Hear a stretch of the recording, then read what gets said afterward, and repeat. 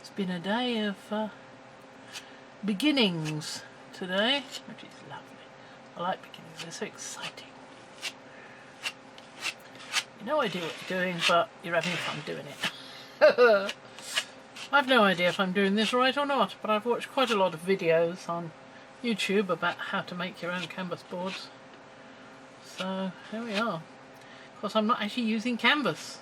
I was going to, but then I thought, oh, got all that lovely stuff I got from the cheap shop, all the hessian of different grades and linen, and I just couldn't resist it. I was in the middle of asking Mark what he preferred, remembered this and said, too late, I'm going to do it this way. Here I'm putting the hessian onto the front of this piece of hardboard, and I put some wax paper onto it so that it'll be protected when it's turned over. And then I glued down the back there, just showing you that with the impact adhesive, and then started painting with gesso. And I do a couple of layers of this, but there's no point in you sitting watching it, because you know how to paint gesso on, everybody knows how to do that by now. But I'm showing the whole process, and I'm showing that I've decided to go for a bigger brush because it's easier, but speed it up obviously. So that line in the centre is a flaw in the hessian, but don't worry about it because you won't see it when it's finished. It's not relevant at all. That was painting the back, and this is where I've taken a bit of string, separated it out and used it to make a flower, or at least a circular shape. That's a bit of coffee cup, and I'm using some plasterboard tape, jointing tape, and I'm going to use a bit of that green strip with a bit of greenhouse shading. So, and then paint everything with another layer of gesso, and then we go off. I'm going to do, oh yes, I'm doing a bit of textures as well, coming up in just a moment. Here we are, there's the first lot of textures. I showed you the very briefly the stencil I was using. I think it's Cubist, it's the 12-inch one from Crafter's Workshop. Oh, and that's a piece of sash cord from when my husband fixed the bedroom window, and I've used that and taken it to pieces, taken the inside to pieces, and that's that piece I'm playing with now.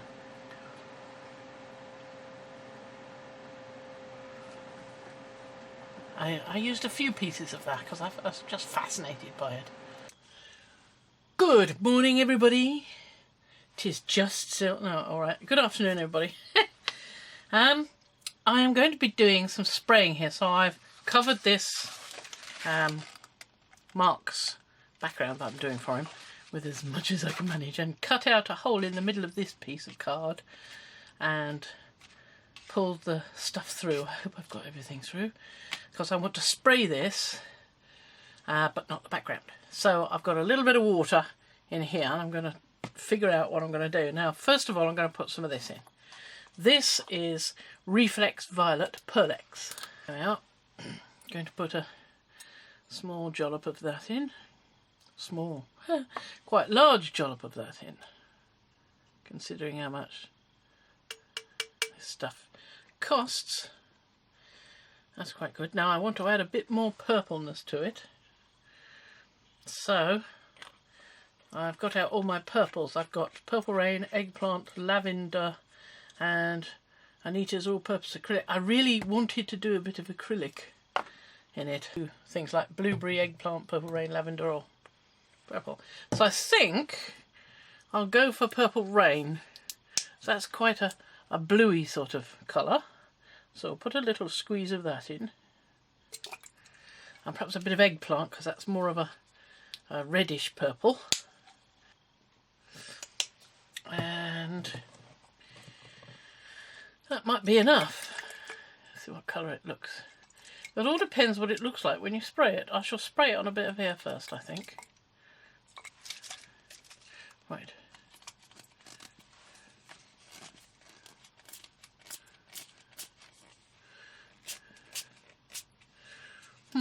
Alcohol inks. I've got indigo, sapphire blue, purple twilight and passion purple there. I think I'm going to add some passion purple for sure.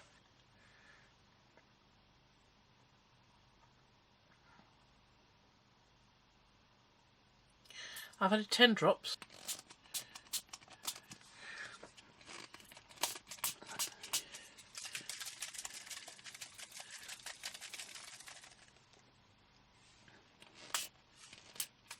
That's hopeless.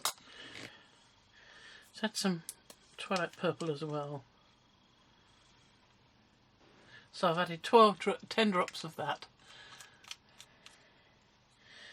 I hope that's going to be a bit better. I doubt it though. I mean, the way this is going. No way, Jose. Nope, this is hopeless. I'll get back to you when I've got this working. Well, I've tried that spray I made. Tried it, and I've tried it on there and it just doesn't seem to work. So I'm going to use this glimmer spray that I made before. That's made with, I think it was Violet's Watercolour Magic and Pearl Watercolour Magic. And it says here I added lots of blue trying to darken the colour. But the violet might have been the violet... well, that's much better. I've got a violet refill for an ink pad. Vivid it's called. Here goes the second one. Ah. It's because I'm getting low on it. Interference red. Might as well try a drop of that.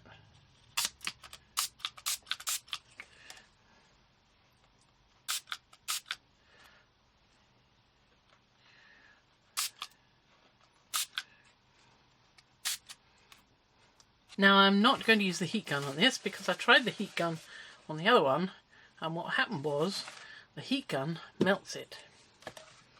And even the smallest amount of heat gun, and it just sort of pulled it off. I will stick that on somewhere else because I like it. But it's a warning, don't use a heat gun on it. Right, while I'm waiting for that to dry, I'm going to have a little go with some glass blue from the Paper Artsy Fresco Finish. And a bit of matte medium. And I'm just going to paint on here. I'll tell you something I am surprised about. When I use this coffee, the paper that goes around the coffee cup, you know, I found that I only needed to put one layer of white gesso on and it's covered it. Whereas previously I've used these sort of things, I had to use 3 layers the last time. I was using Costa and I used 3 layers and the pink just kept showing through. I think in the end I used some white paint. This is just me painting the Paper Artsy Fresco Finish chalk acrylic glass blue all over this area. I've now taken off the shield from that piece of the clothy bit from inside the slash cord so that it was protecting it. Well, it's about dry now, so I'm just doing the edges and finishing it off. I'll cut some bits out because you can see us just painting blue. Simple. There we go. Now I'm painting the flower, the little yellow flower, or the little yellow texture, which could be almost anything. It doesn't really matter, it's whatever you think it is. I mean, you can even go over it and paint it a different colour if you wanted to. It's just ordinary acrylic paint. I think that one's a buttercup. It's the yellow I use most often. Oh no, it's not! It's one of the What City ones, the acrylic from Galeria. Cadmium yellow deep hue, that's what it is. Just making sure I get underneath. I do have to go over it a bit with some more blue because the yellow sort of mixes a bit with the blue and it goes a bit greeny. You can see the gaps underneath, but there we are. That's that bit finished. Right, I've done as much colour as I want on that layer. However, I feel it needs some more texture. So, I'm going to put a bit more on here. Also, that plumber's tape, I'm not wild about its stickability, so this will help that and secure it in places. Besides, I wanted something, a different layer to the blue. So whether I go over it with blue again, it doesn't matter. But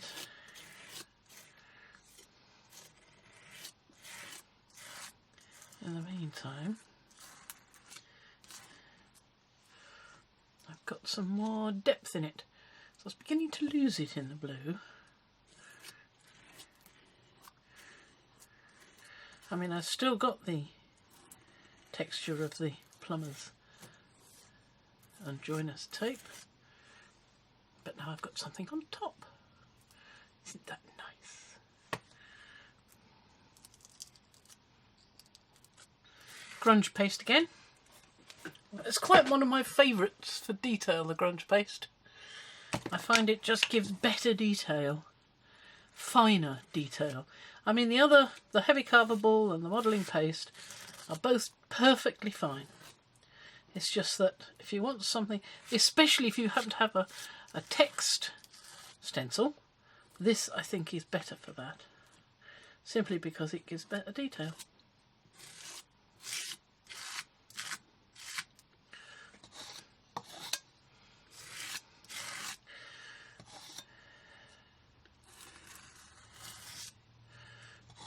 There, we'll lift that off. Oh, I love that. That is lovely.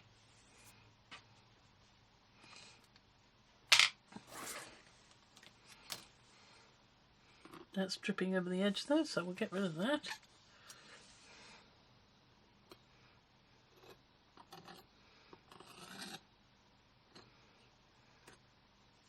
Much better. That's okay. Yeah, I'm quite happy with that. Good. Right, now the name of this, the brand is Dutch Doobadoo, and this actual stencil is called Dutch Mask Art A5 Faded Dots. I like the way it fades to nothing, as if it's going around a corner or into the distance. That's good, I like that. So, what am I going to do with this? I thought, having done glass blue over there, I'd go on with Indontherian blue onto these. If I can. I'm going to try it anyway. I want to see if I can do it quite softly. So, the idea there is to use one of those thingamies, you know, what do you call the daft beggars?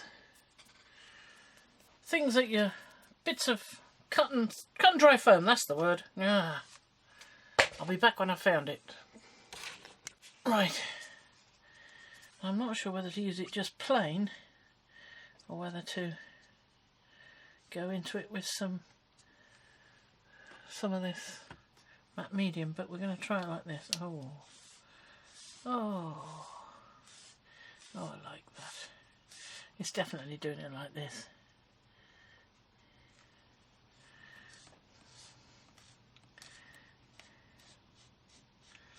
I've now speeded up the painting of the Indontherian blue onto these faded dots. I'm really enjoying the effect it's giving me with that. So much so that I just went over and did loads more everywhere, as you'll see later on. But no need to sort of dwell on it too much. It's just painting dots and painting the texture at the back. As you can see, the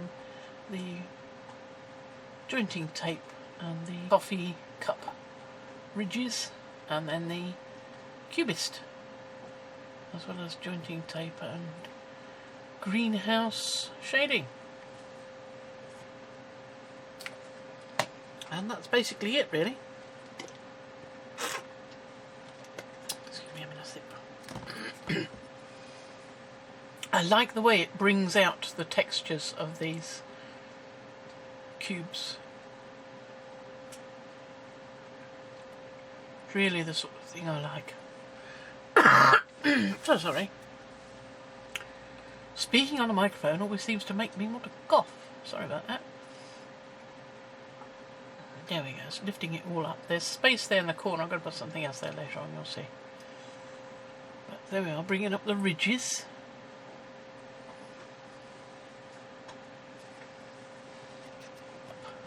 There you go.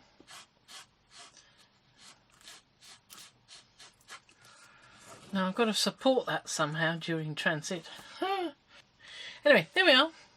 I think that's pretty good. There we go. I've said that before.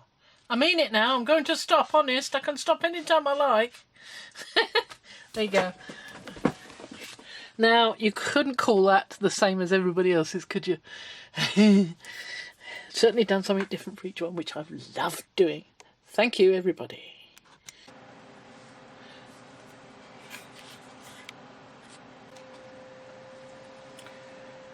And what are we doing now? I think we're just going over deciding where to put the lace.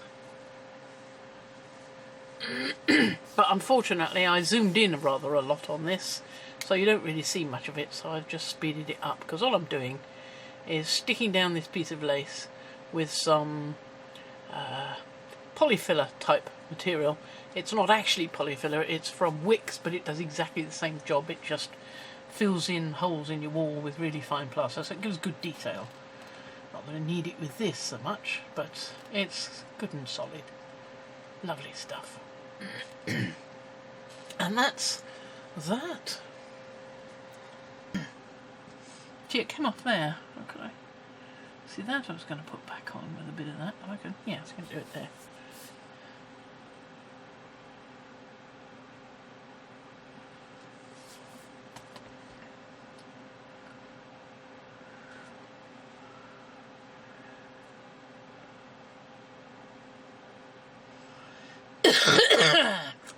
Excuse me. Oh dear. Good. And I want a little bit on here because that's coming loose.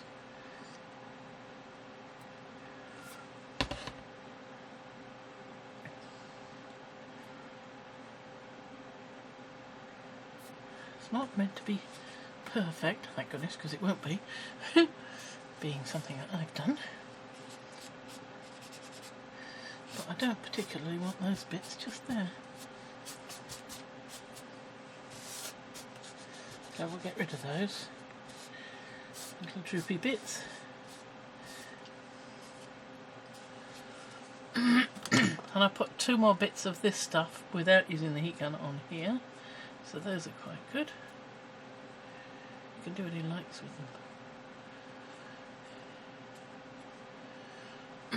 them. Lovely. That will now, when it's dried, get some more paint on it. And that, my little cherubs, is it. Apart from that touch of paint, I've finished with this one. I thought I'd finished with it before, but I hadn't.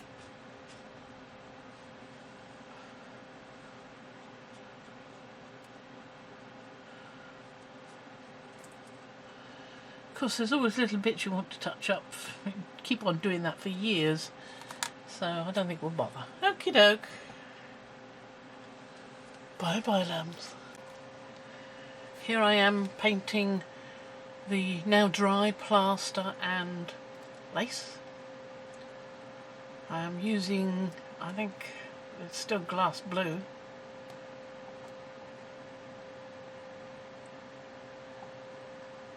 And basically I'm just going over it with the paintbrush underneath the edges as well. There, I think finished. Along the edge. I keep spotting little white spots, that's why I'm putting bits other places. And then I'm going over it again with the Indantherine blue with the cut and dry sponge. And there we go. And that's all there is to it, and that is pretty much the whole process. I cut a lot of it down. I'm sure I could have cut a load more, but you get the idea. And it all depends if you want to do this sort of thing, what size canvas you do, how long it's going to take you, and how much fun you have while you're doing it. I had a lot of fun with this. I hope you enjoy it as well.